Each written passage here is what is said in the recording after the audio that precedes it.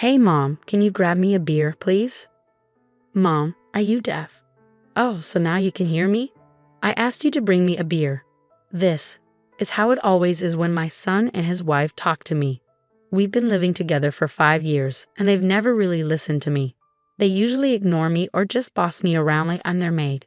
My daughter-in-law, Jean, talks badly about me to everyone, and my son Paul treats me like I'm just here to clean up after them. I decide to ignore them and pretend to watch TV, acting like I can't hear them. I'm fed up with them only paying attention when they want something and ignoring me the rest of the time.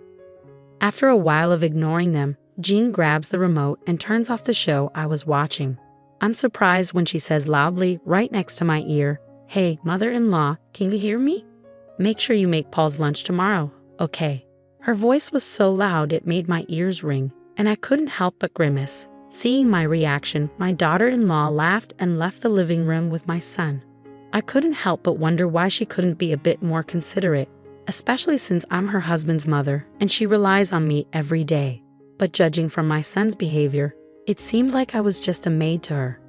There was no apology from either of them, and I didn't feel like they cared about how I felt. Frustrated, I sent an email to my husband and decided to leave the house. My name is Karen, and I'll be turning 72 this year. 5 years ago, my son and his wife asked if they could move in with me because they were worried about the future and wanted to save money. Since then, we've been living together as 2 families in one house. If you live with us, Mom, you'll feel safer, right? Maybe you're right. My husband is a workaholic. He started his own company when he was young and still works hard even at 73. Our house felt quiet after our son moved out. When I talked to my husband about our son and his wife moving in with us, he just said, "Do whatever you like." So with not much discussion and feeling a bit bored, I agreed, hoping life would get livelier. When they moved in, my son's wife, Jean, and I split the housework. But as she said her part-time job got busier, I ended up doing more and more. She helps if I ask, but usually she's reluctant or busy with her own stuff. So I stopped asking for her help, and I do everything myself, feeling unappreciated. Even at meal times with the whole family, there's hardly any conversation. I guess I got used to it, like with my husband. One day, while I was making dinner for 3 as usual, I got a message from my husband saying, "I'll be late for work, don't need dinner." This wasn't unusual, but the problem was with my son and his wife. "Dad's gonna be late, huh?" "Yeah, I'm not hungry either." "Oh, I'm going out with a friend, so I don't need dinner." "Why are you telling me this?" "I've already made it," I said. "It's okay, just save it for tomorrow." Even though it was dinner time, they were about to leave without a word if I didn't say anything. They could have told me earlier if they didn't need dinner. It seemed like they'd never think to consider me first. I couldn't help but feel frustrated at their rudeness. But they left without any apology. What am I working so hard for? I sat in a quiet living room, looking at the dinner I'd already prepared, not going to waste. What am I even doing? Just thinking about it made me feel so tired. I wrapped up the still warm dinner and put it in the fridge before heading to bed. The next morning, when I came downstairs, my husband, who had woken up earlier, apologized, saying, "I'm sorry." Our conversation was short, as usual. It could have ended there, but when my husband noticed my expression, he furrowed his brows slightly and asked, "Did Paul and his wife have dinner?" "No, they said they didn't eat and went out," I replied. "I see," my husband said, noticing the dinner for 3 in the fridge. I was glad to finally have a conversation after so long, so I told him what happened last night. My usually quiet husband listened carefully. After hearing me out, he gently said, "You don't have to do everything." He acknowledged that our son's behavior was becoming worse every day, but that doesn't mean you should overwork yourself. His words felt like a weight lifting off my shoulders. I realized I had been pushing myself too hard and felt relieved that my husband understood. My son and his wife were grown-ups now, so I didn't need to do everything for them. With that realization, the situation seemed a bit brighter. I might be late from work again, so you don't need to prepare dinner for me tonight, my husband said. "Oh, okay," I replied with a smile. With his words in mind, I decided it was time for my son and his wife to understand this too. Even though it was Sunday, I said goodbye to my husband and made up my mind to stand up to my son and his wife. Once my husband left, my son and his wife finally woke up in the afternoon, still in their pajamas. They came into the living room and immediately asked, "What's for lunch?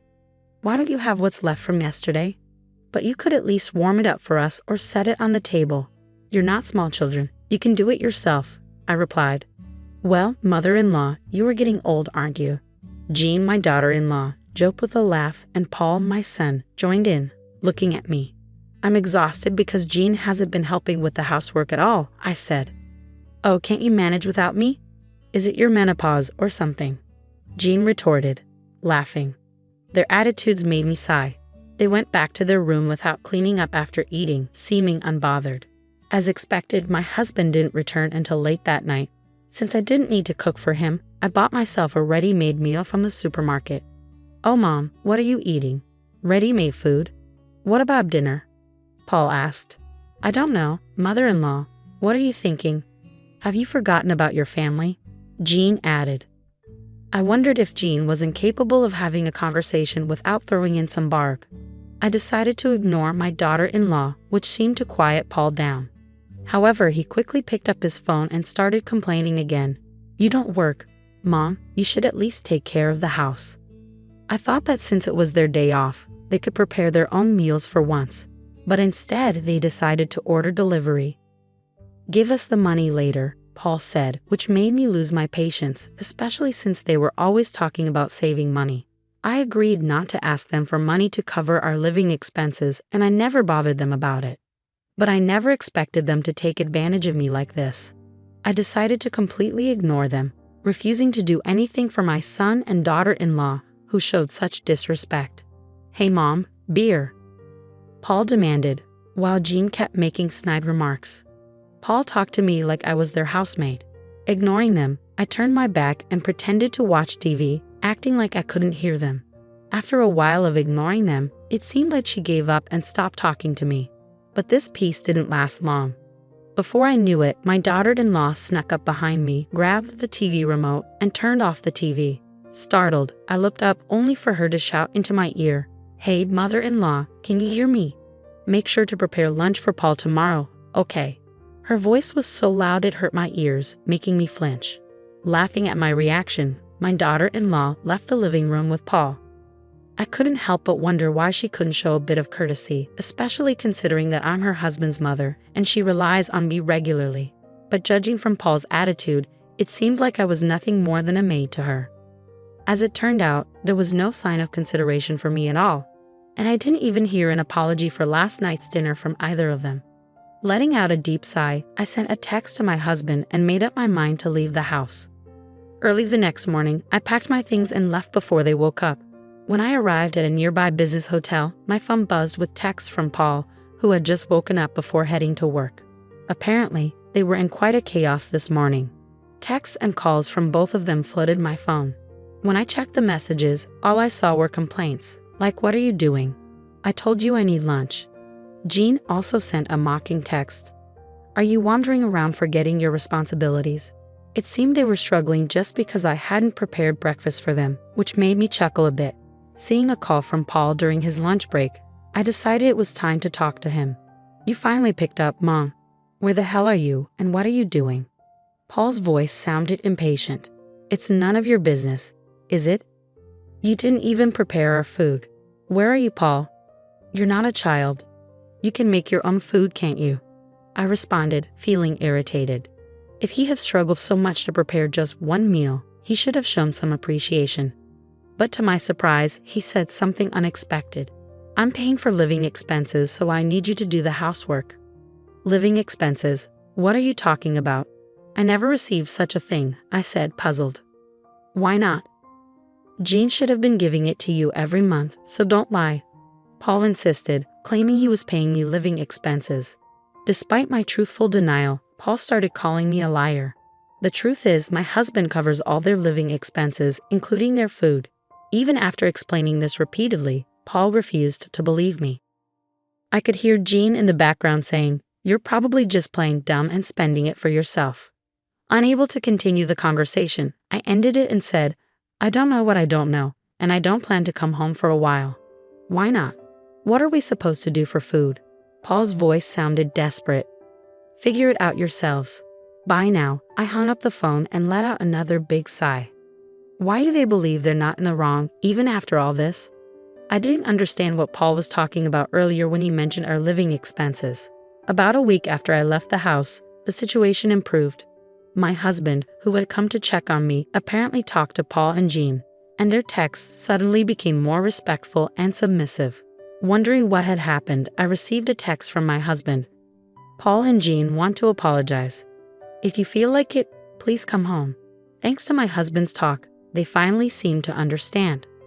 I replied to my husband's text, made preparations, and decided to go home that day. When I returned home, Paul and Jean were waiting at the entrance, their faces pale and worn out. It seemed they were quite upset by the lecture from my husband. I decided to hear the story about this past week from them and my husband about the living expenses. I mentioned on the phone I said I didn't receive them, right? I asked. "You said you wanted to save money, so I didn't say anything." "Actually, Dad was really mad at us about that," Paul explained. It seemed my son had misled his father about his contribution to the household expenses, believing I had been lying and portraying me as the villain.